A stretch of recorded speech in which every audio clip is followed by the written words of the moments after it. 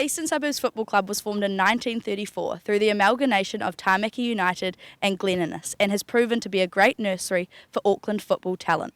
In 85 years of existence, Eastern Suburbs have won every honour available to both men and women in Auckland football. And whilst proud tradition and success has been enjoyed in 2019 and beyond, it remains a vision for Eastern Suburbs to contribute to the community as a total football club. Today we're here with Club Chairman Chris Ruffell. Chris, can you expand more on Eastern Suburbs' role in the community? So Eastern Suburbs is obviously an amateur football club based in Kohimarama, but we cater for the Remuera, Mission Bay, Aoraki, Glen Innes, Panmure, Glendowie, St Heliers area. And our role is really to give anyone in our local community the opportunity to play football at whatever level that they're at. How do you find that Eastern Suburbs involve themselves in the community more than just in a physical way? Probably the most important thing in Eastern Suburbs is to create a pathway for those people that are involved at the club. So for the majority of people, that of course is being able to play football. So whether you're 5 years old or even 55 years of age, we need to find a team for you to play in. The club is basically broken into three areas from a playing perspective.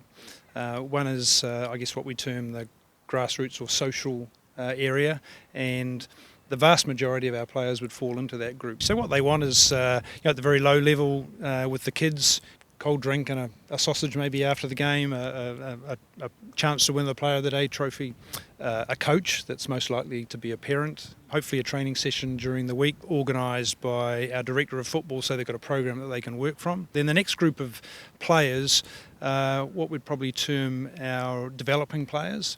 So those are kids, be them boys or girls, that show a real talent for the game. They have a potential to play at the highest level that they can here at Eastern Suburbs. The likelihood is that any coaching that they get will be done by a professional coach, so a coach that the club pays. And then the next group is, I guess, what we would term our elite group. So those are the best players that we have for the age group that they're in, right through, I guess we'd probably start seriously at the age of 10, right through to senior players. So in the girls' side, that's our Northern League women's team, and in the men's, that's our Northern League men's team, also in our National League team. From a coaching perspective, we do exactly the same thing. So we have parent coaches that take those social teams.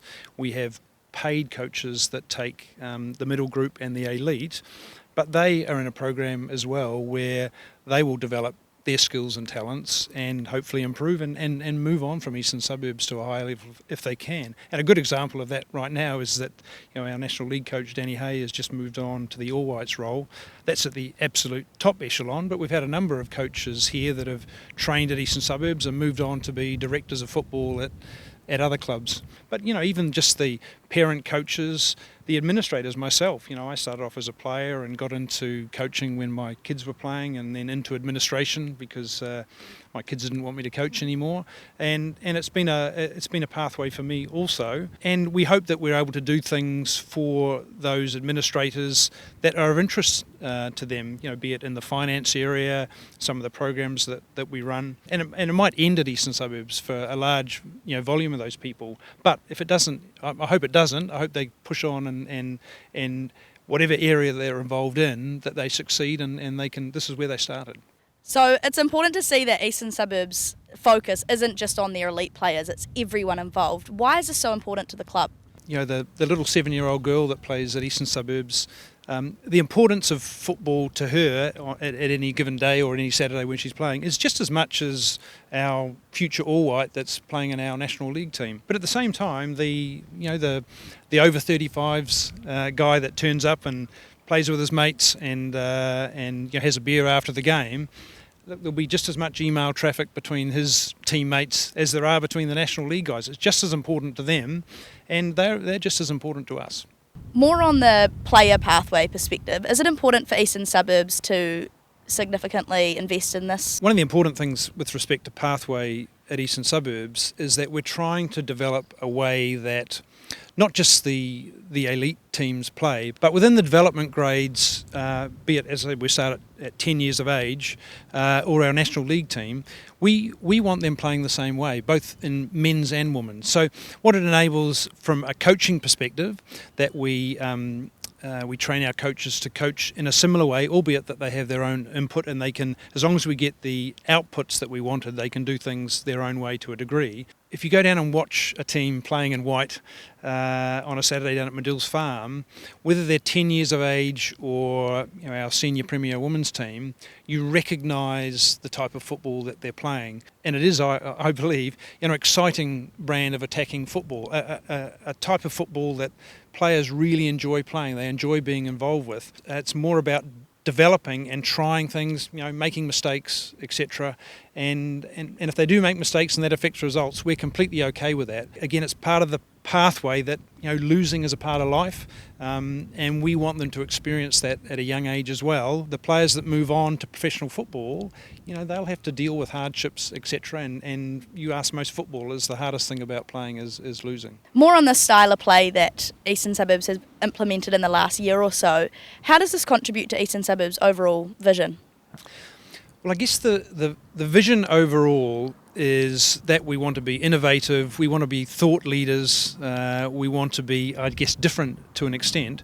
But actually, the most important part of the style of play is that the players have to enjoy it. Players need to have the confidence that they want the ball, because it can be nerve-wracking at times, and that's all about pressure. But the more comfortable you are under pressure, and if that means making mistakes in the learning process, then that's fine.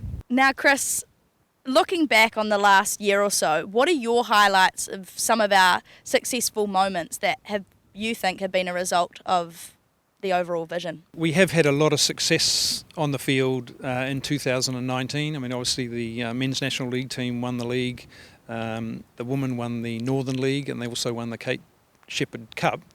But actually that was sort of a side product of all the work that had gone in behind the style of play and the pattern of play. So for me, actually, the most exciting thing has been watching the teams play. The level or standard of some of the football has just been absolutely outstanding. If we hadn't won those trophies, I would be equally excited, purely because of some of the football that's been played. And so we can have young players that go along and watch our elite teams, and they're watching a mirror of themselves, because when I go and watch some of our young teams, our 10, 11, 12-year-old teams, I'm watching the same, albeit not quite at the same standard, but they're trying to do the same things, achieve the same things on the field with respect to the way they played in a possession-based game. And that for me has been the most exciting thing. I guess the other thing too is that I've been really quite proud of the group of administrators that have come together and enabled us to do what we do, because in any club environment, it takes a lot of money and a lot of work to achieve some of the things that we've been able to do on the field. And also I'd challenge that there's any club in New Zealand that has the same investment in coaching, both financially and time, that Eastern Suburbs has, and I find that very rewarding.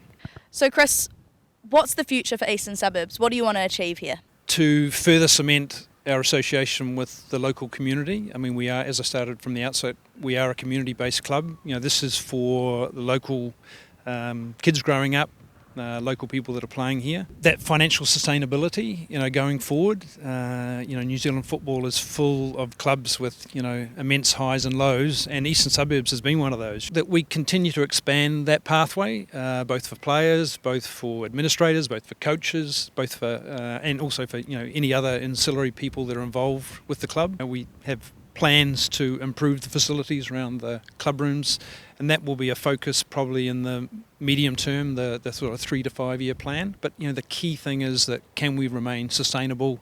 Can we provide football for our community at the standard that we have, and continue to improve it? If this is all happening again in 20 years' time when we reach our centenary, then I'll be very happy. Well, it seems like Eastern Suburbs, whether you're a member, a player, a coach, a staff member, it seems like there's an awesome opportunity here for whatever you aim to pursue. And we thank you for your time, Chris, and thanks for coming out. My pleasure. Thanks, Bonnie.